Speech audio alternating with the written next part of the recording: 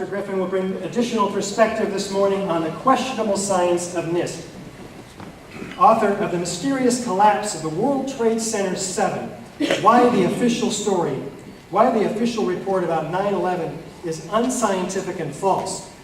Dr. Griffin is a professor of philosophy of religion and theology, emeritus at Claremont School of Theology and Claremont Graduate University, the author of 36 books, 9 of which are on the subject of 9/11. His most complete statement about 9/11, The New Pearl Harbor Revisited, was Publisher Weekly's Pick of the Week in 2008. His work on the 9/11 issue has prompted his nomination for the Nobel Peace Prize. Dr. David Rivers.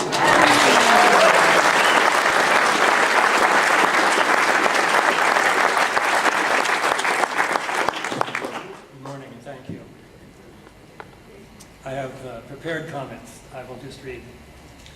A recently discovered paper on conspiracy theories by Obama appointee Cass Sunstein has rightly been receiving a lot of negative attention.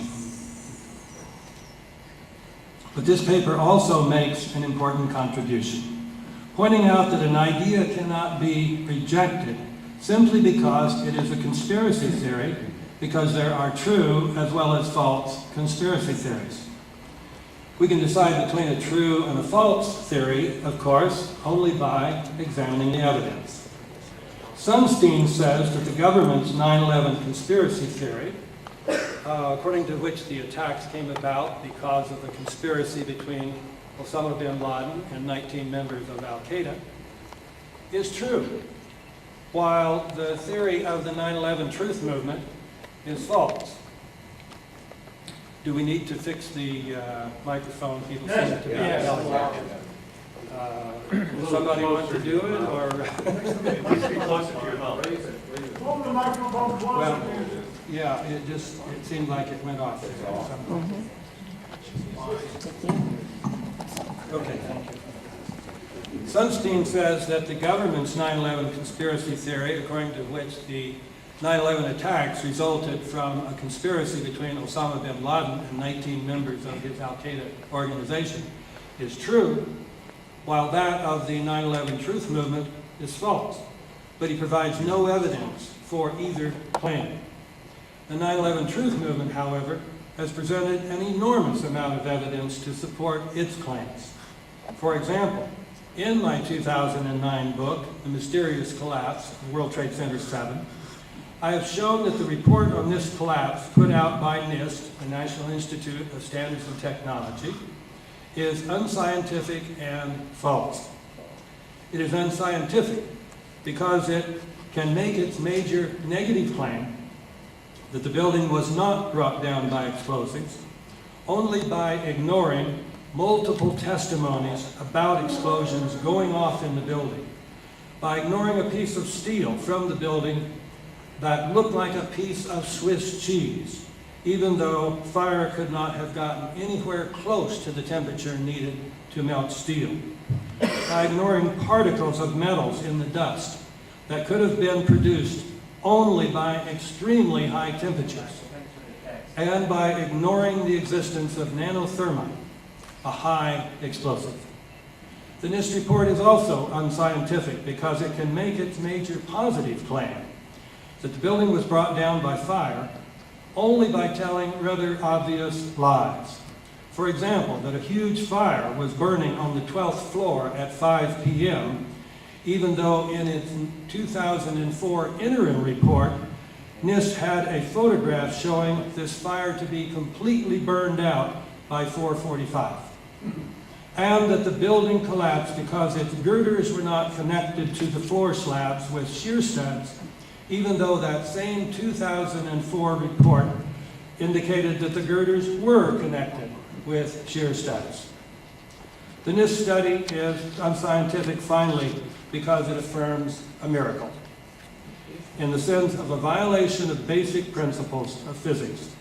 Only months before NIST put out its final report, its lead investigator, Shyam Sunder, correctly stated that free fall would have been physically impossible in a fire-produced collapse.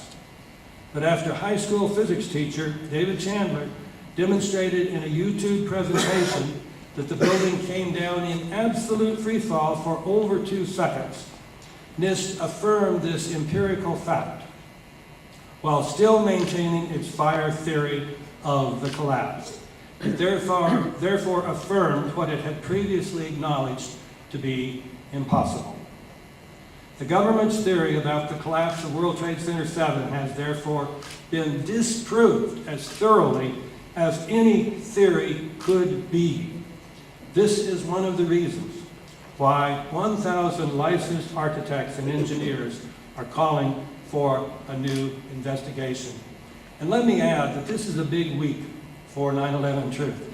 Just this week, 6 major stories have appeared in the Danish press based on interviews with Professor Niels Harrit of the University of Copenhagen's chemistry department, who was the lead author of the paper on nanothermite that Stephen Jones' group had initiated.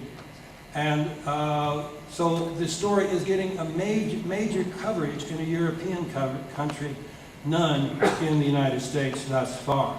Secondly, a symposium has just appeared in a major American social science journal called the American Behavioral Sciences. It is now online. This symposium is about what they call SCADs, State Crimes Against Democracy.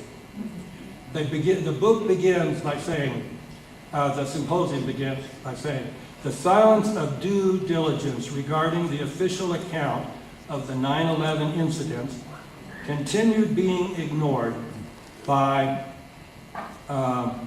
scholars of policy and public administration. This symposium also takes aim at the use of the term conspiracy theories to silence all criticisms about crimes originating from people in high places. And finally, I'll talk more about it